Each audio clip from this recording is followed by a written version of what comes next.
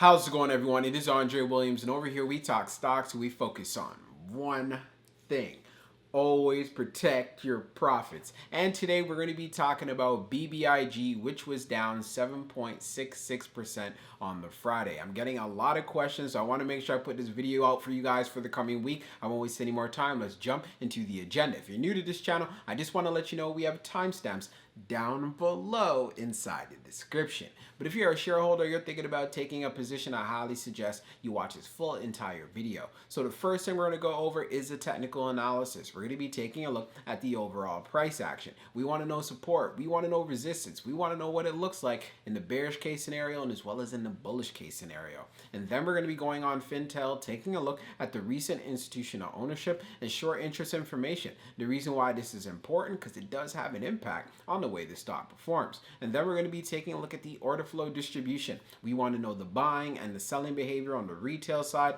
and as well as on the institutional side. And then when all of that is done, we'll be going into the final thoughts and as well as some more details. So let's get to it. So we're going to do a technical analysis for BBIG. Let's see how it performed on Friday. So it ended up closing at $2.05, being down 7.66%. On the low, it tested $2.05, and then on the high, testing $2.26. When we take a look at the volume stats on the day, you can see we traded at 36.201 million shares, and the average volume over 10 trading days is at 14.331 million shares. So we had above average volume on the day, where you can see we dealt with some selling pressure. Now, when we take a look at our chart, which is a daily chart, you can see from the RSI down below, it's at 42.19. And then when we take a look at our moving averages here on the chart, we are below the 200-day, the 50-day, and as well as the 21-day EMA. And it's clear to see that BBIG is in a bear market, trading below all of our major moving averages. So as far as this price action, what we want to take a look at, we are seeing constant rejections on the 21-day EMA. I talked about this a lot in my previous video. So I know when we had price action here and then we ended up being rejected, it wasn't surprising knowing that we came all the way back down to $2.05. So going into Monday, if we decide to pull back further, of course we want to see support kicking in at $2. But we also are fully aware that support can kick in for BBIG right here around $1.93. I know I selected $1.92, but I was trying to select $1.93. So I'd want to look for a bounce off of this level. If we do not bounce off of $1.93, you can see for quite some time we don't have any support. So as we open up this chart even more, the next support level you're going to want to see some strength from BBIG will be right here at $1.82. But again, only if it decides to get that low and break through $1.93.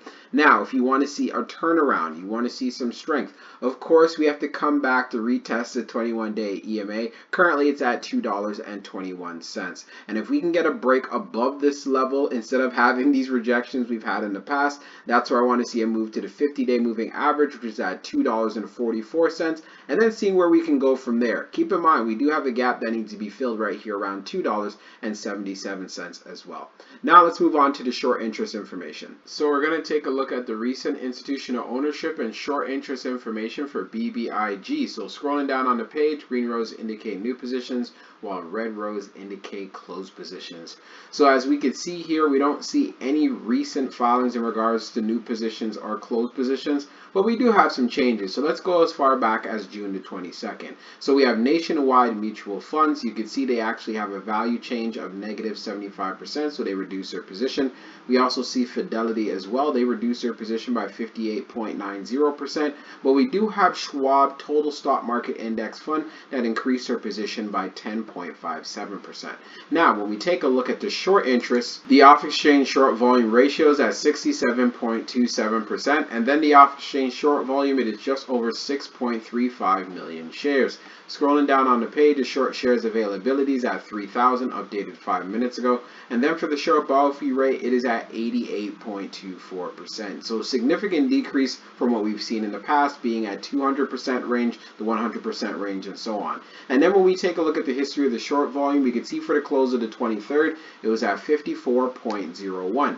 And then for the close of the 24th, being at 67.27. So that is a significant increase right there. And then when we take a look at at the short interest percentage of the float being at 18.87%, BBIG does continue to have short squeeze potential. Now let's move on to the order flow distribution. Now let's take a look at the order flow distribution for BBIG. So we see on the inflow, it was at 7.64 million. And then on the outflow, it was at 32.04 million. So this was a big outflow day. Let's take a look at the breakdown. On the large, it was 2.53 million. On the medium, it was 3.69 million. And then on the small, it was 1.42 million. Taking a look at the outflow side, you can see on the large, it was 26.04 million. On the medium, it was 4.34 million. And then on the small, it was 1.66 million. Taking a look at the large scale orders in the last 5 days, you can see for June the 24th on the Friday, which was negative 23.51 million. Wow. And then when we analyze numbers even further for the small scale orders that tends to represent the retail side, you can see that we had more selling than we had buying. And then when we take a look at what happened on the medium, we had more selling than we had buying. And then for the large, represents whales, institutions, and funds, we had a lot more selling than we had buying. And then when we take a look at the turnover ratio, it was at 15.53%. So this is up there for a volatile stock like BBIG, but it's also not surprising. It has experienced quite a bit of runs, and we have to also take into consideration it did hit key levels I talked about in my previous videos. I'll talk about that further in the final thoughts, so let's get into it right now. So for my final thoughts for BBIG when it comes to the price action. So we saw a high of the day at $2.26. So if you guys remember what I said in my previous video, I wanted to see it make a move to the 21-day EMA.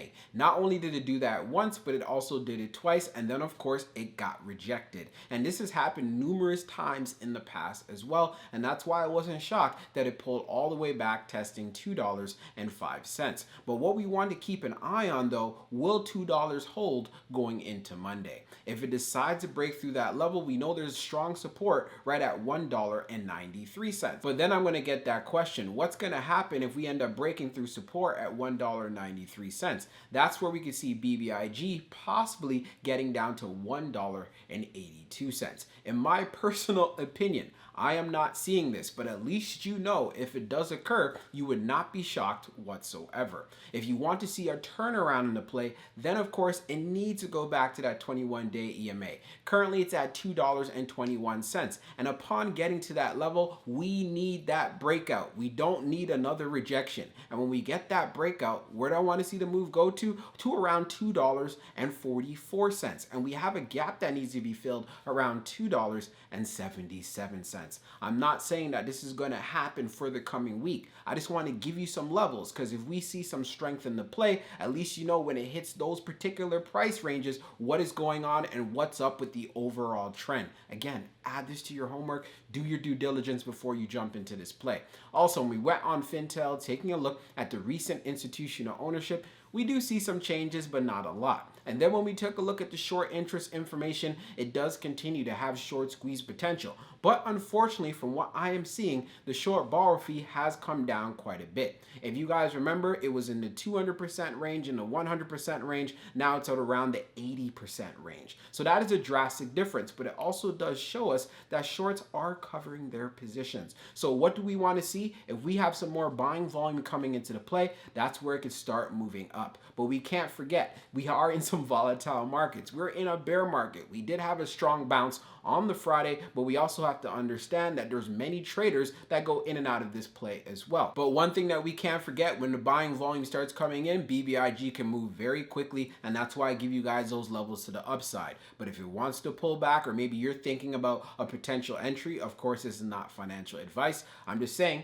don't be shocked if you see it get down to 193, and if that breaks, then the next support is around 182. So I hope you found this video helpful, and I can't wait to see how the stock performs for the coming week. We'll talk soon.